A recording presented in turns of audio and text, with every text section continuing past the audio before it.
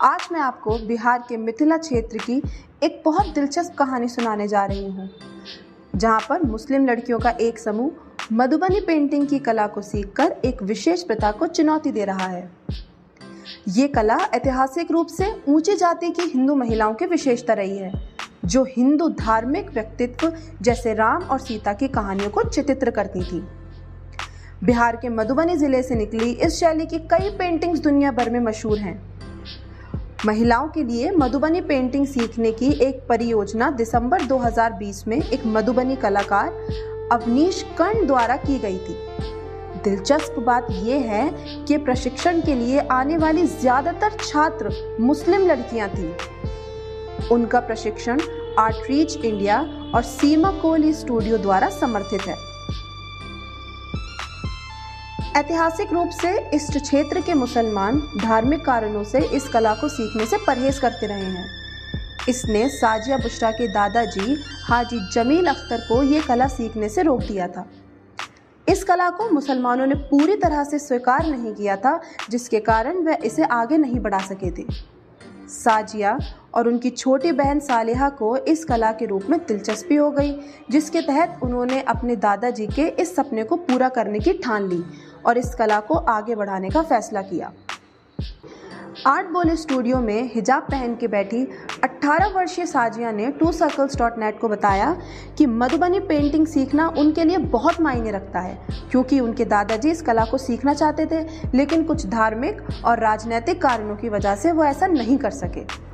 इसलिए जब उन्होंने ऐसा करने की इच्छा जताई तो स्थानीय मुसलमानों की झिझक के बावजूद भी उनके परिवार ने उनका पूरा साथ दिया।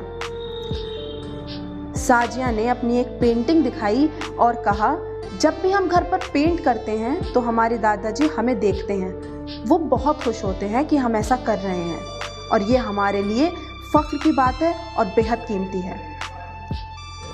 साजिया ने अपने प्रशिक्षक और कलाकार अविनाश कर्ण को धन्यवाद देते हुए कहा कि उन्होंने मेरे दादाजी की अधूरी इच्छा को पूरा करने का एक अवसर मुझे प्रदान किया है।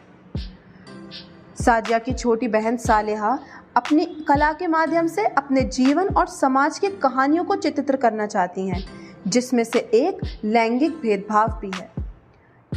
सालेहा ने बताया कि उसने अपने घर में लड़कियों को दिए जाने वाले अलग अलग उपचारों को देखा है, जिन्हें वो अपने चित्रों से उजागर करती है और दुनिया के सामने लेकर आती है। आर्ट ग्रेजुएट 20 वर्षीय सरवरी बेगम ने TwoCircles.net को बताया कि वह दहेज प्रथा और बाल विवाह जैसे सामाजिक मुद्दों को चित्रित करना चाहती थी। उनकी साथी प्रशिक्षु कलाकार रहमती खातून ने कहा, मैंने दहेज प्रथा के कारण घरेलू हिंसा के कई मामले देखे हैं और मैं इसे अपने चित्रों में प्रतिबिंबित करना चाहती हूँ। मधुबनी पेंटिंग काफी हद तक ब्राह्मण महिलाओं का एक डोमेन है।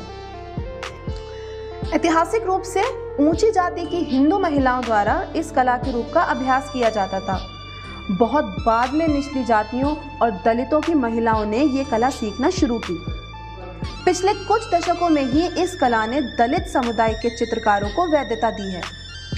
कला में महारत हासिल करने वाली कायस्थों और ब्राह्मण महिलाओं ने दलित महिलाओं को इसे सीखने से रोका था। उनका मानना था कि वे रामायण या महाभारत के देवताओं की कहानियों को ऊंची जाति के चित्रकारों की तरह नहीं बता सकती। उन्हें प्रकृति और अपने आसपास ही प्रेरणा ढूंढनी चाहिए। दुसाध जाति के और अधिक चित्रकारों के साथ प्रसिद्ध कलाकारों की रचना बदल गई है, लेकिन दृष्टिकोण नहीं बदला है। एक लोकप्रिय राय यह है कि दलित कलाकारों के साथ भेदभाव व्याप्त है और उनकी सफलता का जश्न नहीं मनाया जाता है।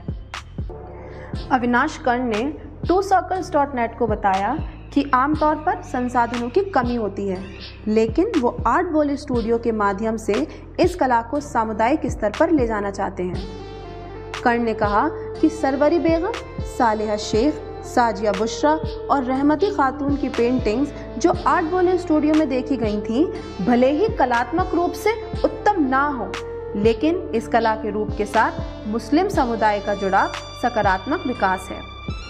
अविनाश के अनुसार पेंटिंग शुरू करने से पहले अखबारों में यादृच्छिक स्थानीय समाचार चुनना पहला महत्वपूर्ण कदम है।